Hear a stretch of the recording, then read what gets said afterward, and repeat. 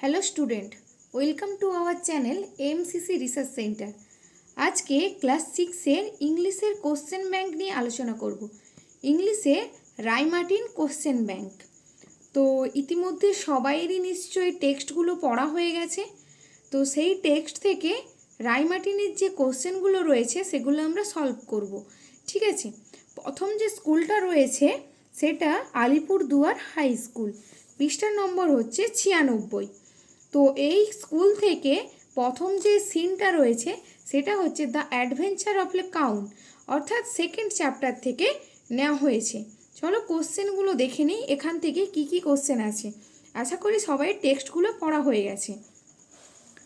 প্রথম কোশ্চেন রয়েছে, there was once a toy clown called Taffy, Timothy, Puppy, Rocky.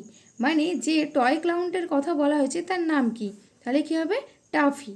According to toffee, টাফির মতে adventure are always, adventure সবসময়, boring, monotonous, exciting, অ্যাংসিয়াস। তোমরা সবাই পড়েছ adventure always exciting. 3 নম্বর হচ্ছে, at night the clown climb down from his self to look for adventure, race, cart, Timothy. তাহলে উত্তর কী হবে? না অ্যাডভেঞ্চার। মানে কি অ্যাট নাইট, রাতে, দ্য ক্লাউন ক্লাইম্ব ডাউন, মানে বিদূষক নিচে নেমে এলো, ফ্রম হিজ সেলফ, তার তাক থেকে, টু লুক ফর মানে খোঁজার জন্য। কিসের জন্য? না অ্যাডভেঞ্চারের জন্য। তারপরে দেখো লেখা আছে ট্রু অথবা ফলস। আর কি বলেছে?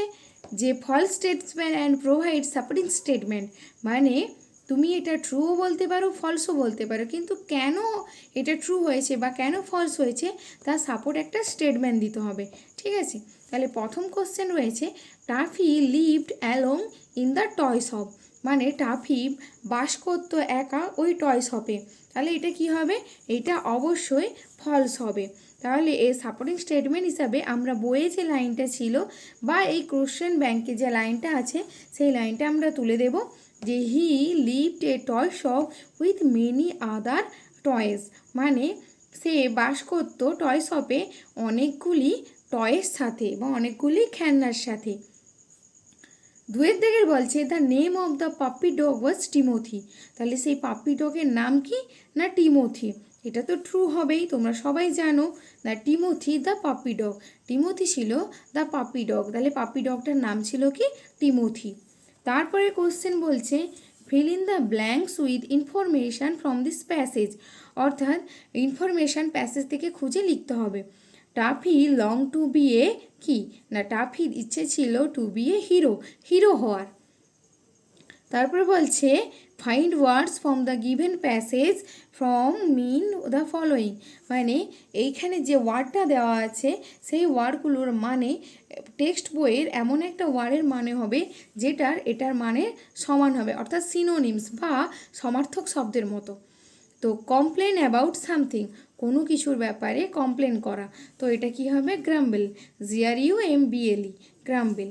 তারপরে কোশ্চেন আছে, a comic entertainer seen in a circus. মানে একটি কমিক এন্টারটেনার মানে হাস্যকর ব্যক্তি এই সার্কাসের মধ্যে দেখা যায়, তাকে আমরা কি বলি? ক্লাউন, অর্থাৎ বিদূষক, যে আমাদেরকে হাসায়। এরপরে আসো পরবর্তী কোশ্চেন। পরবর্তী কোশ্চেন আছে, ডু এজ ডাইরেক্টেড। মানে গ্রামারগুলো দেখতে হবে। তো গ্রামারগুলো বলছে, এ ড্যাশ অ পুলিশম্যান মার্চড। এটা কি করতে বলছে? Choose the appropriate collective noun given in the bracket. এখানে দুটো কালেকটিভ নাউন দেওয়া আছে, তার মধ্যে কোনটা হবে সেটা বসাতে বলেছে। তাহলে এই দুটোর মধ্যে কোনটা হবে? না পোজেস, পোজেস। তাহলে লিখবে যে এ পোজেস অফ পুলিশম্যান মার্চড। পরবর্তী কোশ্চেন, না আকৃতি dash singing a song, feel in the blank with correct form of verb in the bracket. মানে ভার্ব বসাতে বলেছে।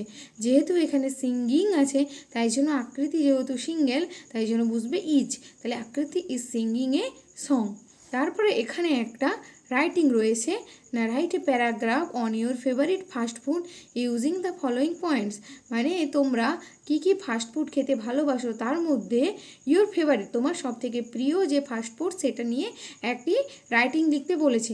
তোমরা এটা লেখার চেষ্টা করবে, যদি না লিখতে পারো তাহলে কমেন্ট করে জানাবে, অবশ্যই বলে দেব। কারণ সব রাইটিং তো বলে দেওয়া সম্ভব নয়, যেটা তোমরা পারবে না সেটা অবশ্যই কমেন্ট করবে, তবে অবশ্যই বলে দেব। তো থ্যাংক ইউ সবাইকে।